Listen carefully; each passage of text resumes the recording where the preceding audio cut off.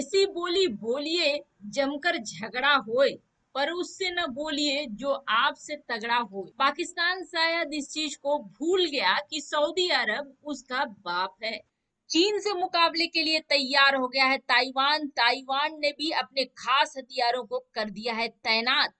और वहीं तजाकिस्तान वाले मामले में अब रूस और चीन आ गए हैं आमने सामने। रूस ने कही चीन को बड़ी बात, और भारत के साथ मिलकर रूस कुछ ऐसा करने वाला है जिससे चीन की शक्ति को लगाम लगाया जाएगा। आइए जानते हैं इन खबरों को विस्तार से। तुर्की और चीन के साथ रहते रहते पाकिस्तान की बुद्धि इतनी भ्रष्ट हो गई है कि उसके विदेश मंत्री जो मन में आता है वो बोल देते हैं। यही हुआ हाल फिलहाल में, जिसके बाद सऊदी अरब से यह तो तय ही था कि वापस तगड़ा जवाब पाकिस्तान को मिलेगा, और वह मिलना भी शुरू हो गया। कंगाल पाकिस्तान को अब एक बड़ा झटका दिया है सऊदी अरब ने। कश्मीर मामले को लेकर सऊदी अरब को धमकी दे रहे पाकिस्तान को तगड़ा झटका लगा है। कंगाली से उबरने के लिए पाकिस्तान ने सऊदी अरब से कच्चा तेल उधार लेने के लिए 3 साल की डील की थी, लेकिन सऊदी सरकार ने इस डील को समय से पहले ही खत्म कर दिया है। मई के बाद से ही पाकिस्तान को सऊदी से कच्चा तेल नहीं मिला है। वहीं सऊदी सरकार ने पाकिस्तान को इस मामले में कोई जवाब भी नहीं दिया है। ऐसा कहा जा रहा है कि पाकिस्तान के हालिया बर्ताव के कारण सऊदी ने अपने वित्तीय समर्थन को वापस ले लिया है। अक्टूबर 2018 में सऊदी अरब ने पाकिस्तान को 3 साल के लिए $6.2 बिलियन का वित्तीय पैकेज देने का ऐलान किया था, और इसमें से $3 बिलियन की नकद सहायता भी शामिल थी, जबकि बाकी पैसों के एवज में पाकिस्तान को तेल और गैस की सप्लाई करने वाला था सऊदी अरब। इस समझौते के अनुसार शुरुआत में सऊदी ने पाकिस्तान को नकदी और तेल की सुविधा केवल 1 साल के लिए दी थी, लेकिन बाद के सालों में दोस्ताना रिश्ते को देखते हुए इसे बढ़ाकर 3 साल के लिए कर दिया गया। इस $3 बिलियन की नकद सहायता के लिए पाकिस्तान 3.3% की दर से ब्याज की अदायगी भी कर रहा था। पाकिस्तानी पेट्रोलियम विभाग के प्रवक्ता साजिद काजी के अनुसार यह करार मई में खत्म हो गया है और वित्त विभाग इसकी नवीनीकरण का प्रयास कर रहा है। उन्होंने कहा कि पाकिस्तान को सऊदी अरब सरकार से जवाब का इंतजार है, और बजट के अनुमानों के अनुसार सरकार को 2020-2021 में कम से कम $1 अरब का कच्चा तेल मिलने की उम्मीद है।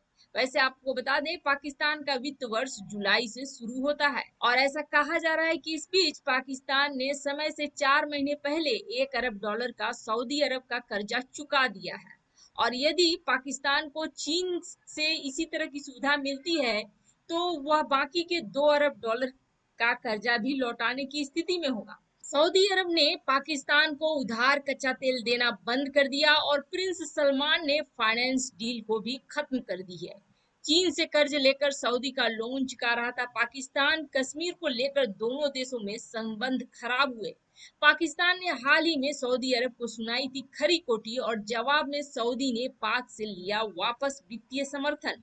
चीन की गतिविधियों को देखते हुए अब ताइवान भी हो गया है तैयार। ताइवान की एयरफोर्स ने 2 मल्टी रोल F-16 फाइटर विमानों को इस हफ्ते लॉन्च कर दिया है।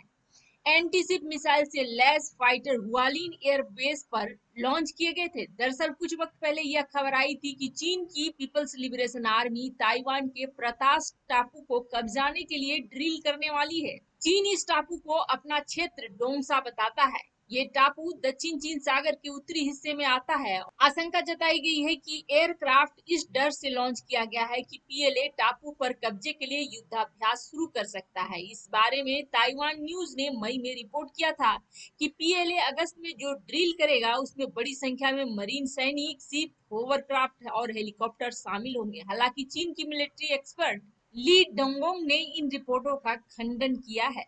चीन की जमीन की भूख बढ़ती ही जा रही है, और नेपाल, भूटान, भारत, इन सब के बाद अब चीन की नजर गरीब देश तजाकिस्तान पर पड़ी। लेकिन अब बदले में खड़ा हो गया है रूस। चीन और रूस का आमना सामना हो रहा है तजाकिस्तान के मुद्दे पर। वैसे आपको बता दें, बात दरअसल यह है कि चीन ने इतिहास को आधार बनाकर तजाकिस्तान के पामीर पठार वाले इलाके को अपना बता दिया है। और चीन के अनुसार वहां पर चीन का ही शासन होना चाहिए। वैसे तजाकिस्तान ने 2015 में भी चीन की डर से अपनी 1158 किलोमीटर की जमीन चीन को दे दी थी। लेकिन अब चीन की भूख खत्म नहीं हो रही है। चीन पूरे के पूरे पामीर क्षेत्र पर अपना दावा ठोकने लगा है। इसके बाद रूस बिफर पड़ा है चीन के ऊपर। कुछ ही दिनों पहले रूस ने चीन पर जासूसी करने का आरोप लगाया था। इसके बाद S-400 मिसाइल सिस्टम की आपूर्ति जो पहले होल्ड पर थी, उसे अब चीन के लिए पूरी तरीके से कैंसिल कर दिया था। वहीं रूस ने अपने एक शोधकर्ता पर चीन को खुफिया जानकारी देने के आरोप में गिरफ्तार भी कर लिया था।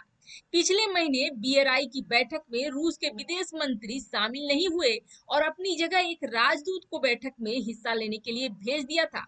इससे इन दोनों देशों के बीच रिश्तों में बढ़ती खटास पहले से ही दिख रही है। चीन ने जिस तरह से भारत, दक्षिण चीन सागर, पूर्व चीन सागर में अपनी आक्रामकता दिखाई है, उसी तरह से चीन ने रूस के एक शहर व्लादिवोस्तोक पर अपना दावा पहले ही ठोका था, जिसके बाद अब दूसरा रूस के लिए रणनीतिक रूप से महत्वपूर्ण इस तजाकिस्तान पर दावा ठोका है। अब रूस ने चेतावनी जारी करते हुए चीन को कहा है कि संभल कर बोले। इन मामलों में रूस कभी भी अपने रणनीतिक क्षेत्र में इस तरह की बातें बर्दाश्त नहीं करेगा। वैसे आपको बता दें, रूस और चीन के रिश्ते धीरे धीरे और भी खराब होते जा रहे हैं और जल्द ही भारत की यात्रा करने वाले हैं रूस के राष्ट्रपति पुतिन। चीन द्वारा इंडो पैसिफिक में गुंडागर्दी करने से न सिर्फ भारत को खतरा पैदा हुआ है, बल्कि रूस को भी हुआ है। इसी खतरे को देखते हुए रूस में भारतीय राजदूत DV वेंकटेश वर्मा ने हाल ही में कहा था कि भारत चाहता है कि रूस इंडो पैसिफिक क्षेत्र में अपनी उपस्थिति बढ़ाए। अब रूस के राष्ट्रपति व्लादिमीर पुतिन इस साल अक्टूबर में भारत आने वाले हैं और उनके इस दौरे के दौरान ही होने वाले वार्षिक शिखर सम्मेलन में रूस के इंडो पैसिफिक क्षेत्र में शामिल होने की बात हो सकती है। और अगर रूस शामिल हो जाता है तो यह चीन के लिए किसी झटके से कम नहीं होगा। बात सिर्फ इतनी ही नहीं है चीन से रूस की दुश्मनी की। जिन क्षेत्रों पर पहले रूस का प्रभाव रहता था, अब वो सभी क्षेत्र चीन के कब्जे में है। मध्य एशिया के यूरेशियन इकोनॉमिक यूनियन, जिसके सदस्य देशों से लेकर आर्कटिक क्षेत्र पर नजर डालें तो चीन अपना प्रभाव बढ़ा चुका है। चीन ने तजाकिस्तान, जो एक पूर्व सोवियत क्षेत्र है, उसके पामीर क्षेत्र पर दावा किया है, जो मध्य एशियाई देश के क्षेत्र का लगभग 45% है। इसी तरह से चीन अन्य देशों को भी अपने कर्ज के जाल में फंसा लिया है। चीन आर्कटिक क्षेत्र में अपना प्रभाव बढ़ाता जा रहा है, जिससे चिंता बढ़ना स्वाभाविक है। चीन आर्कटिक सागर में तो रूस के विशालकाय क्षेत्रीय जल पर रूस को चुनौती भी दे रहा है। आर्कटिक क्षेत्र के बर्फ पिघलने के साथ ही रूस कई और बंदरगाहों और नौसैनिक अड्डों को विकसित करना चाहता है, जिससे कि वैश्विक समीकरणों पर अपना प्रभाव जमा सके। लेकिन इस क्षेत्र में चीन लगातार चुनौती बना हुआ है और आज के दौर में देखा जाए तो रूस को अमेरिका से ज्यादा खतरा चीन से है। यही वजह है कि रूस अब मुखर होकर सामने खड़ा होने लगा है।